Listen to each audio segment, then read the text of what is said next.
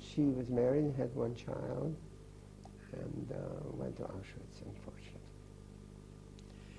And then there was Sora Feige, and she was the one who became a teacher.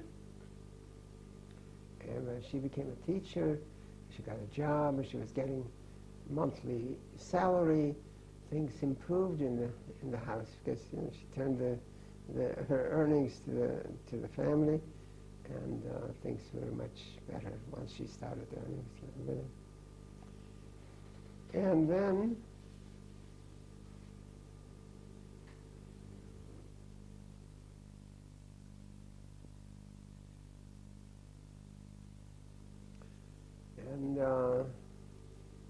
so she was as a teacher, and she too was unmarried and went to Auschwitz, unfortunately,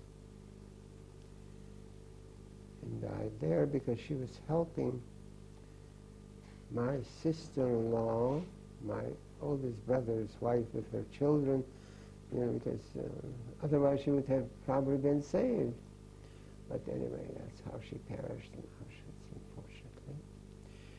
By the way, my brother, my oldest brother, was married, had 5 children. They all perished.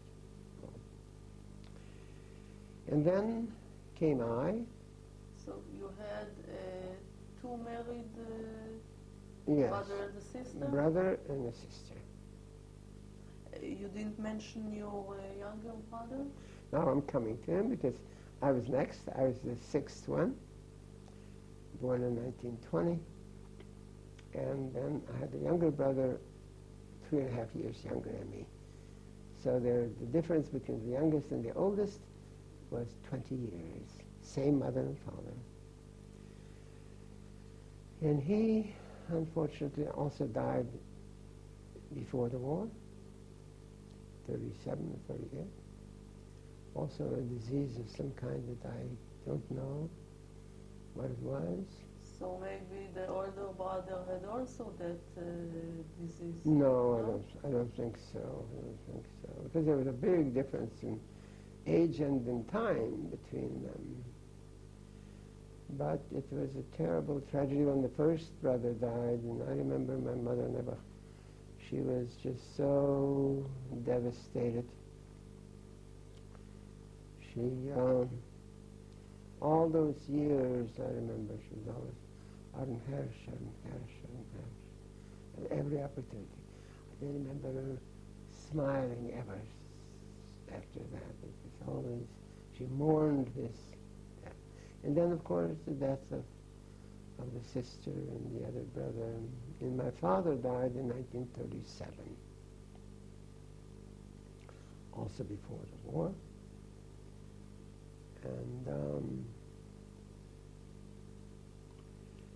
And then I was taken, first my brother was taken, in 1939,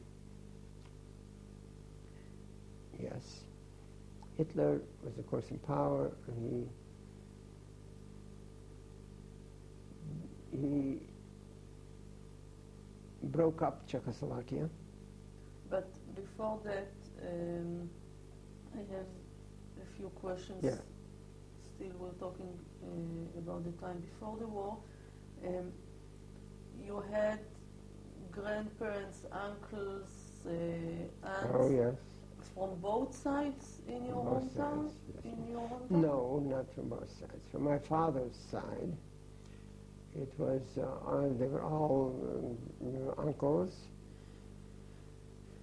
He had 2 brothers. He was the Bchor. My father was the Bchor. And he had one brother who was a Malamed, very poor, unfortunately. He did not live in our hometown, just in a town, I've forgotten the name of it, 8-10 kilometers away, or less than that. And he had many children. Anyway, and then there was a younger brother. They were both younger, but the Vetter Vetter Meyer, Uncle Meyer.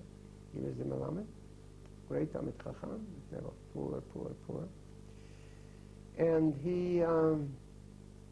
and after him, there were 3 sisters that my father had. They were all married and had children. And you had connections with all of them? oh yes, they lived very close by. And in fact, there were a number of cousins here in Israel. Yosef Chaim, there was because my great-grandfather was Yosef Chaim, so everybody had a Yosef Chaim. My family did, and all the brothers and sisters had a Yosef Chaim. So Yosef Chaim,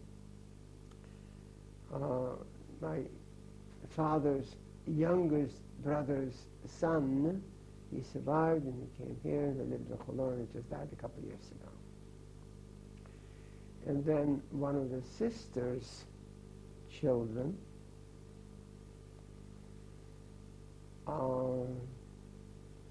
see, 2 of them survived, two girls, and they came to Israel in 48 and have children.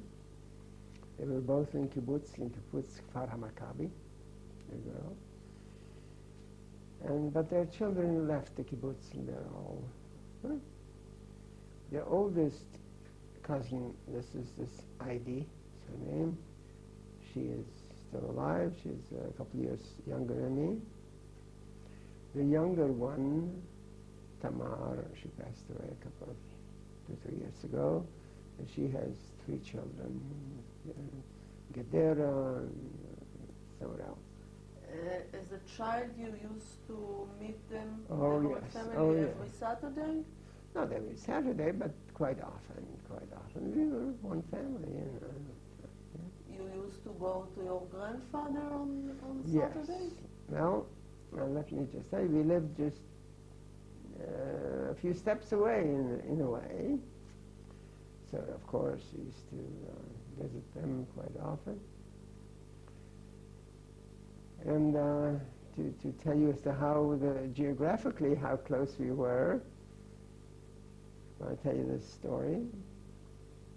I don't know whether you know that for 300 years Jews could not own land in that part of the world. And then in 1820 that was abolished and people were able to. My great-grandfather, Yosef Chaim, was able to buy a piece of land because he had a brewery making Slivovitz. You know what Slivovitz is? It's very important. Because in our part of the world there were a lot of plums, and I remember them very well.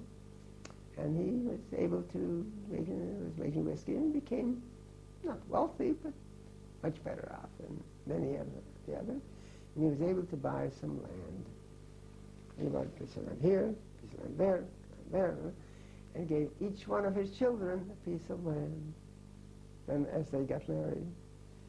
And my grandfather was one of his sons, Moshe, and I have pictures of the matzevot of the great-grandfather, Yosef Chaim, and of my grandfather of Moshe, and of my father of Yosef Chaim. I have the matzevot, the picture of the matzevot.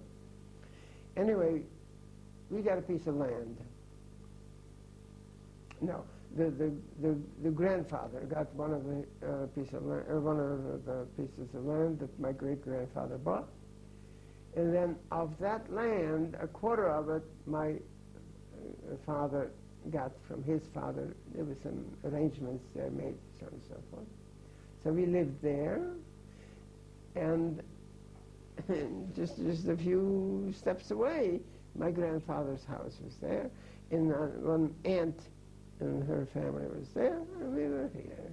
It was all there, all together. So we were, of course, growing up together. Their children, growing up together and so on. In today's terms, say that you were Haredim? No. No, we were not Haredim, but we were religious. We were observant. Your mother wore a wig?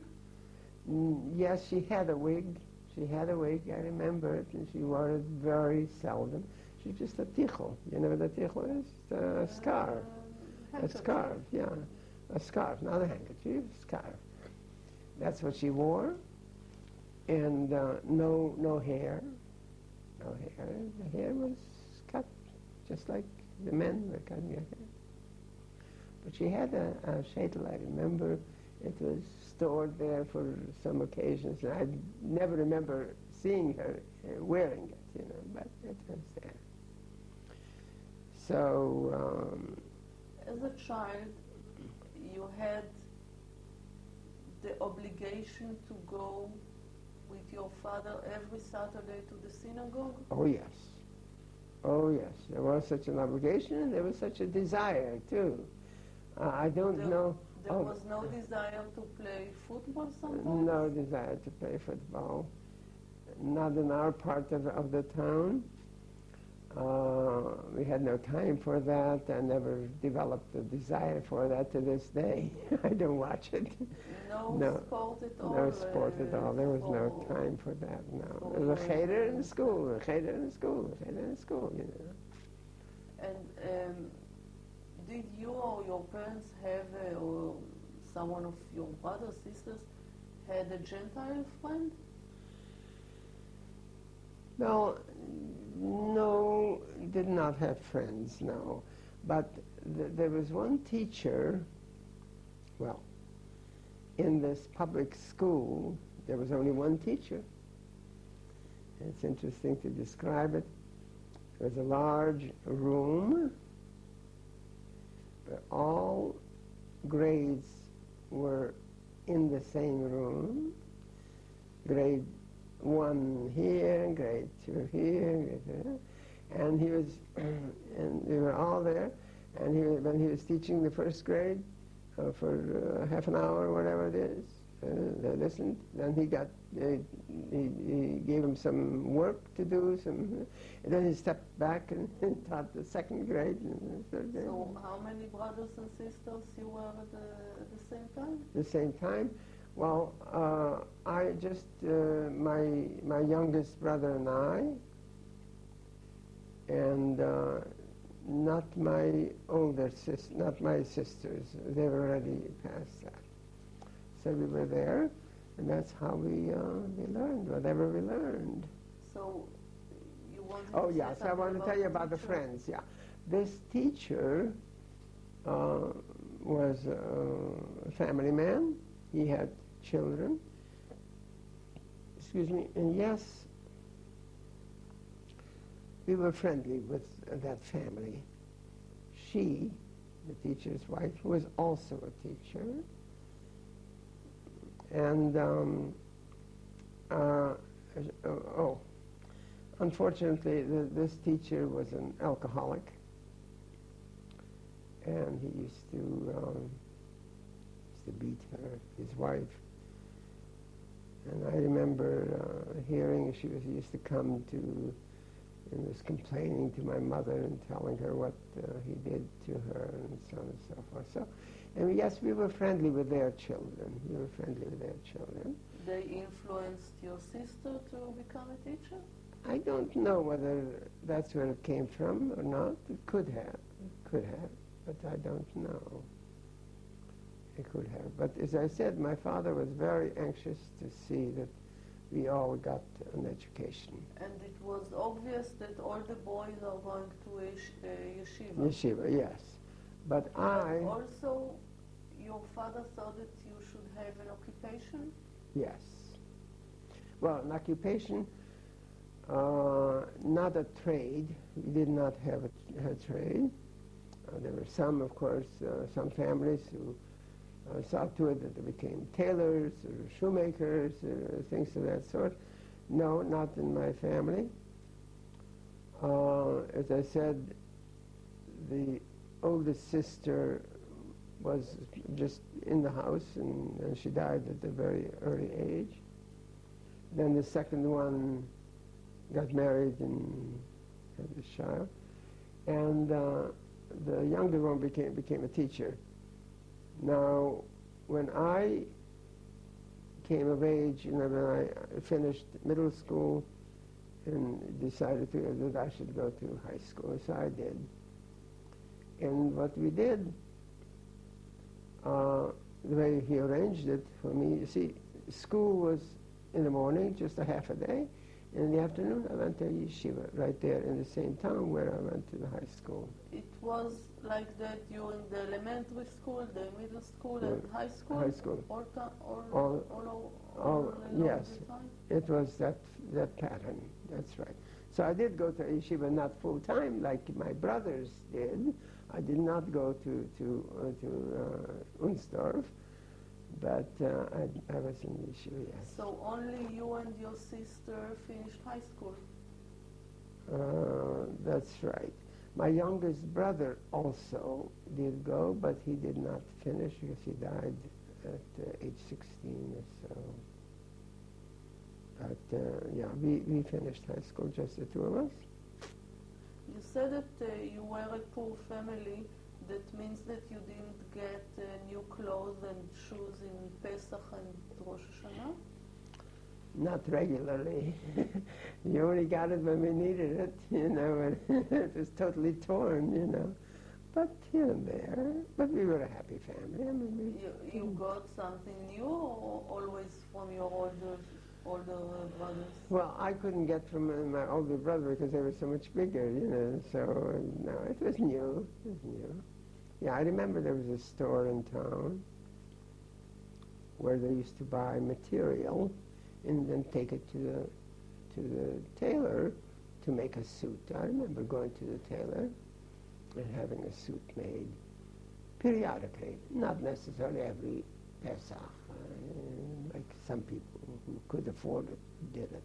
At that time, did you ever go to a big city? During the time, no. Did you ever go out of your town? To vacation or anything? No. No. Or I vacation or to visit someone or yeah. to see a big city? I don't know. No, never did. Never did. Didn't have the money for that kind of thing. But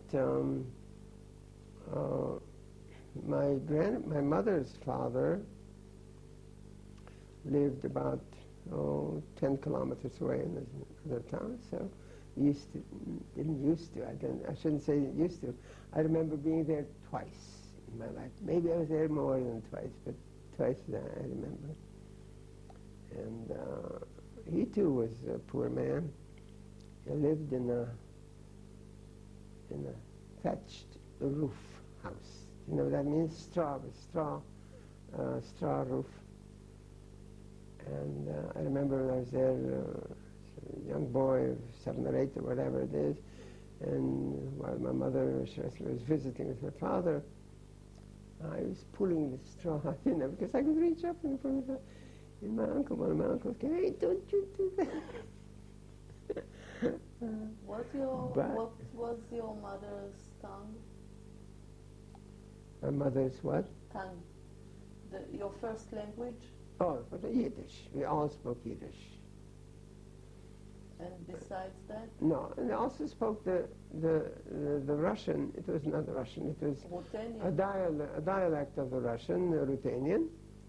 They did not speak any Czech, but I went to school there where we did learn Czech and we learned German and so on and so forth. But my father knew some Hungarian because it was the Austro-Hungarian Empire. My mother did not. So I did not know Hungarian, not until 1939 when the Hungarians came and occupied Ruthenia. So you knew Yiddish and Czech? Yiddish and Czech and Russian and German that we learned as a foreign language because remember you told us, Czechoslovakia is a small country, and right to the north and to the south there's Germany, there's Austria. You have to know this is an international language. At that time, German was an international language, as far as we were concerned. So was there any connection at home to Zionism at that time? now, Zionism was already in existence, you know. And yes, we were not involved socially or organizationally in Zionism, but neither were we opposed to it, as so many of our people were. No one of your older brothers or sisters? No, did not get involved in Zionist affairs. There were some in our town who became ardent Zionists and who had meetings, Zionist gatherings and stuff, and it was condemned by the Rav and by the leaders. But my father was not opposed to it, but neither did we participate in it. To tell you just a little something, one of the sons of our shochet, became involved in Zionism, and one day he picked himself up and left for Palestine at that time. And when that became known to his parents, they said Shiva for him, because it was such a terrible tragedy for him. And he is the one who survived and prospered here, and that's how it. But anyway, that's how foolish we were. And we do these foolish things all along, all the time to this day. Who knows which is the better way? But it was sad that it wasn't picked up. Many of the young people there, from the better off families, became involved in communism. I remember already in my time, and they were standing on podiums like in preaching communism, and that's going to be the salvation of the world, and so on and so forth. You know, and some of them left for Russia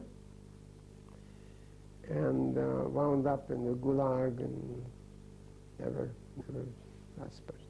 Excuse me. Okay, so now we are coming to 1939. At that time, you already finished high school. Yeah, I had a job. I already had a job. I was working as a bookkeeper, and I was also making money.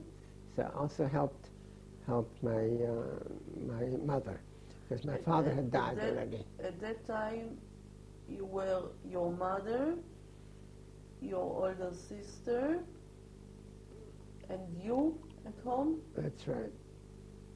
And other brother and sister were married and lived separately? Well, the oldest brother, he married, had children, as I told you, but he lived just 2 doors away, and then they moved to our house.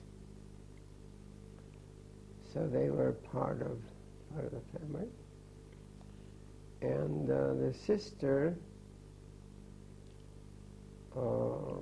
also, I really don't remember much about her married life because I was already away. I was away first in school, and then of course I was taken to labor camp and so on. I don't even remember her little boy, her son. He had one son, and that was it. And, but I remember my brother-in-law, her husband, he survived and came to Israel, and he remarried here, had a son, and passed away a number of years ago in Israel. So you worked as a bookkeeper? Yes, bookkeeper. And lived at home? And not lived at home. I didn't live at home because my job was not in my hometown, in a small town called Iska, and it was It was a milk processing plant, like. There's a story to it too. There is the ICA, it's called the ICA. There's an organization that was helping the Jewish community there, the poor Jewish community, sustain themselves, and to help them with buying seeds to plant and help buy a cow and so on and so on. They also established this milk processing plant. Ika was also here in Israel. There is there was an Ika and Pika. Ika and Pika, that's right. There was an Ika there, and they were active. And I worked for Ika, but that was about 50 kilometers away from my hometown. Until the Hungarians then closed it down, and I lost my job. But how did you become a bookkeeper? Well, it wasn't really a bookkeeper in the sense of professionally. They used to call it a Schraber. They taught me how to do things, recording things and stuff. And then I learned some bookkeeping there too. And you lived there? You rented a room or Yes, something? yes. I lived there. I rented a room, that's correct. You went home every weekend or only for the holidays? No, just for the holidays. Just for the holidays. Yeah, it didn't last very long, but whatever time it was there, and it was helpful to my mother because we were in debt. You know what that means? My father overshowed got involved in debt, and then we couldn't crawl out until finally my sister, when she got the job and then I got the job, we were paying off the debts, and then the whole thing collapsed. You thought about going to a yeshiva after high school, or because your father was no longer alive? My father was no longer alive. No, I just looked for a job, and I got this job, which was a blessing. At that time, I was making 800 crowns. That was a fortune of money for us. So you sent Most of money it to my mother, yes. Did you have a social life there with the Jewish community? Yes, there was a Jewish community, yes. No, there were girls there that I became friendly with, and some of the young boys and stuff, yes. It was a nice, I had a good life there for a little bit, until 1940, when they closed it down. And I went back home, and there I got a job. You went there in 39 or 38? I'm 38.